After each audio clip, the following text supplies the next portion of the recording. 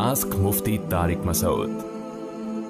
बीमार का झूठा खा सकते हैं, शरई तौर पर उसमें कोई गुनाह नहीं है। अलबत्ता खाना चाहिए या नहीं खाना चाहिए तो इसमें लोगों के हालात मुख्तलिफ़ हैं। बाज़ बीमारियाँ ऐसी हैं जो मुताद्दी होती हैं। रसूलुल्लाह सल्लल्लाहु अलैहि वसल्लम ने फरमाया ला अदवा वला तियरा, बीमारियों में ताद्दी नहीं है, यानी बीमारियाँ लगती नहीं हैं। और दूसरी हदीस में आता है फ़िर्रा मिनल मजदूमी फ़िरारका मिनल असद, जुज़ाम की जिसको बीमारी हो उससे ऐसे भागो जैसे शेर को देख के भागते हो।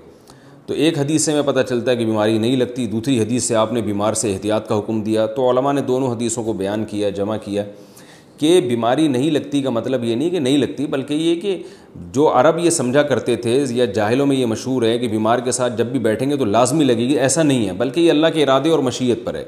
और हम देखते भी हैं कि जो बीमारियां फैलती हैं उनमें भी बहुत से लोग जो बीमार के साथ रहते हैं वो बीमार नहीं होते, और बहुत से जो बहुत दूर होते हैं वो बीमार हो जाते हैं। तो इसमें अल्लाह की मशीयत का ज़्यादा दखल है। तो इसमें एतदाल वाली राह इख्तियार करनी चाहिए। बहुत ज़्यादा वहमी बन जाना, यानी हदीस का हासिल में बयान कर रहा हूँ कि उलमा ने दोनों हदीसों को जमा करके बयान किया कि बहुत ज़्यादा वहमी बन जाना भी ठीक नहीं है और बिल्कुल बेहतियात हो जाना भी ठीक नहीं है।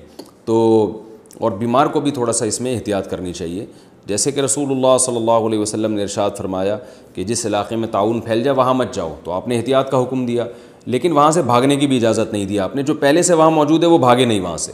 तो एतदाल वाली राह और अल्लाह पे तवक्कुल वाली राह यही है कि आप इसमें एतदाल की राह इख्तियार करें।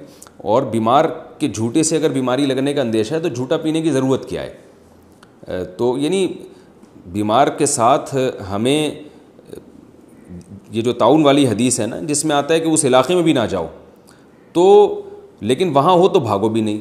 तो बीमार के जो आइज़ा व अकारिब हैं जो उसकी तीमारदारी के लिए वहाँ रहते हैं वो तो रहें, वो भागे नहीं वहाँ से। बिला वजह जा के ऐसे मरीज़ से आप गले मिल रहे हो और उसका झूठा पी रहे हो, ये नहीं करना चाहिए क्योंकि इसकी ज़रूरत नहीं है। तो अपने आप को आजमाइश में डालें भी नहीं और बीमार को भी आजमाइश में ना डालें कि उसको छोड़ के भाग जाएं कि भाई ये कैसा ना हो इसका कोई जरसूमा मुझे आके लग जाए। तो एतदाल की राह जो अहादीस से पता चलती है वो यही है कि जो उसके करीबी रिश्तेदार हैं बीमार के, वो उसकी तीमारदारी करें एहतियात के साथ, उसे छोड़ के ना भागें। लेकिन दूर दूर के लोग आके बिला वजह उसका झूठा पीने और उसको गले लगने की भी कोशिश ना करें।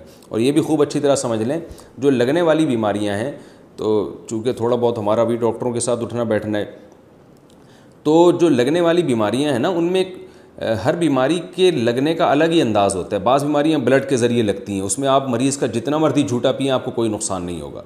जैसे हेपेटाइटिस है, उसमें मरीज़ का आप झूठा पिएँ, मरीज़ से गले लगें तो मुसाफ़ा करें, मुआनक़ा करें, हेपेटाइटिस नहीं लगेगा। लेकिन मरीज़ का ब्लड अगर आपके ब्लड से टच हो गया, आप जैसे वो इस्तेमाल शुदा ब्लेड के ज़रिए लग जाती है बीमारी, क्योंकि ब्लेड में भी ब्लड लग, जब वो ये जो हेयर ड्रेसर हैं ये एक ब्लेड इस्तेमाल करते हैं, वही ब्लेड जब दूसरे मरीज़ पर दूसरे शख्स पे इस्तेमाल करेंगे तो उस ब्लेड में ज़ाहिर है कुछ ना कुछ जर्म्स चले जाते हैं ब्लड के ज़रिए।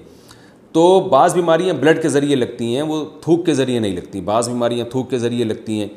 तो उसमें ऐसा ना हो कि आप इतने वहमी बन जाएं कि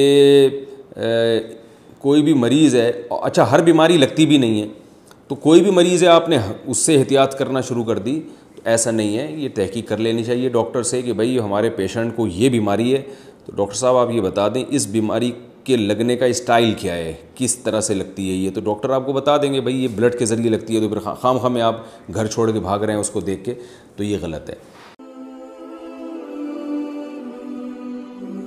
आस्क मुफ्ती तारिक मसूद।